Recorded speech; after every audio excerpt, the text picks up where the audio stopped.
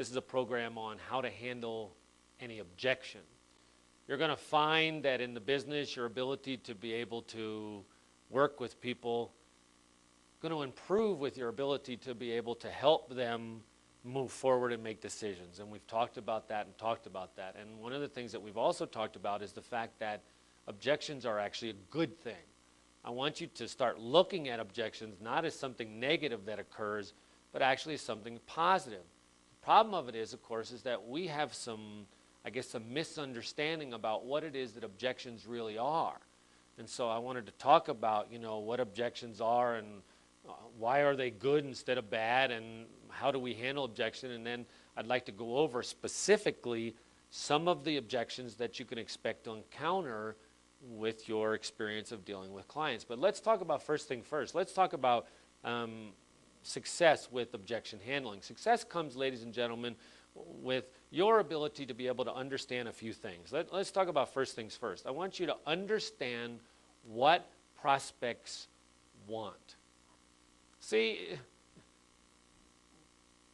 prospects, if they are real prospects and not suspects, they want to move forward, okay? If I am really a buyer, at some point I really want to buy. So my first basic thing is that I try to understand that somewhere inside of this person I'm trying to work with, if they're a real prospect, I must understand what it is that they really want. And if you're a seller, I assume you really want to sell. And if it's a buyer, I assume you really want to buy. Which brings me to the second thing then. I must understand why they object.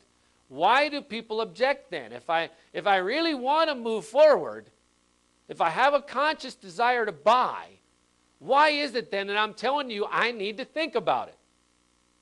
Because, ladies and gentlemen, fear. Fear is what you must understand. Fear is that thing that's that thing that you can't see, but is so thick sometimes with clients that you can actually feel it in the room with you. Yeah, the reason that prospects object, ladies and gentlemen, and you must understand this, is because of the fear that they have. And this objection mechanism is a process that they utilize in order to be able to control that. So we understand what they want, we understand why they object, then let's talk about what they don't want. Sellers or buyers, if you understand this, folks, understand what they don't want. They don't want to be sold. See, a buyer wants to buy. They don't want you to sell them something. And it's the same when I go out on a listing presentation. Nobody wants to feel like I'm doing something I don't want to do. It's why we tell buyers, my job is not to sell you a house, it's to find a home you want to own. And you must understand it. So they've got these two things going on. This fear that you're going to ask them to make a decision that might somehow be the wrong decision. And this absolute, I'm telling you, commitment to not being sold something. Oh, absolutely not. Nope, no real estate agent's going to get me to buy it. No, I'm not going to list with you unless... Well, I understand all that going in, and I understand that the objections that I get are really a manifestation of that. So now I want you to understand what objections really are.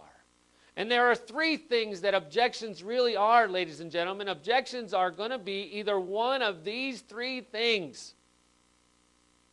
The first thing, and this is a great thing, it's a demonstration of interest.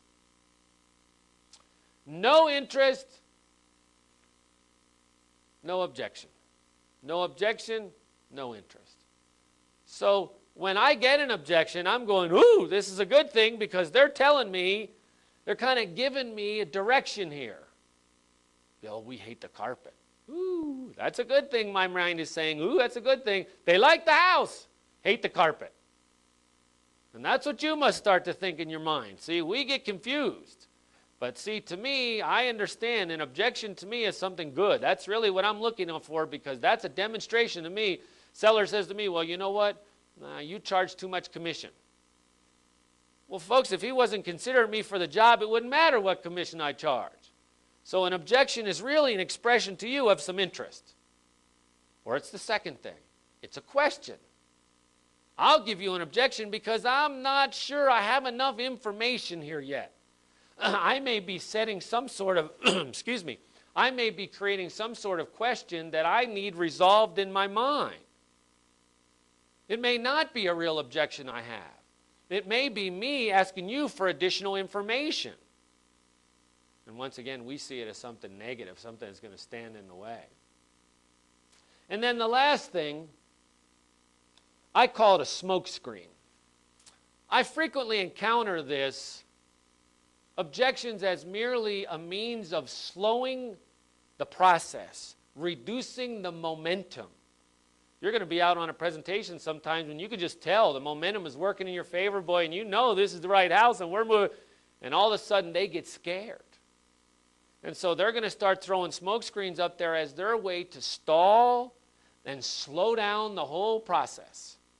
And so part of my job, of course, is going to be then to be handling these objections, and what I'm going to do for you is give you what I think is a pretty good 10-step process that you can kind of plug in when we run into objections, rather they be with sellers or rather they be with buyers. But just remember that every time I get an objection, it's not a bad thing, it's a good thing.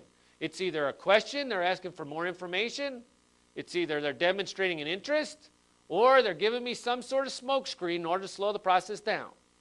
So it doesn't matter. What matters is that I follow the process every time.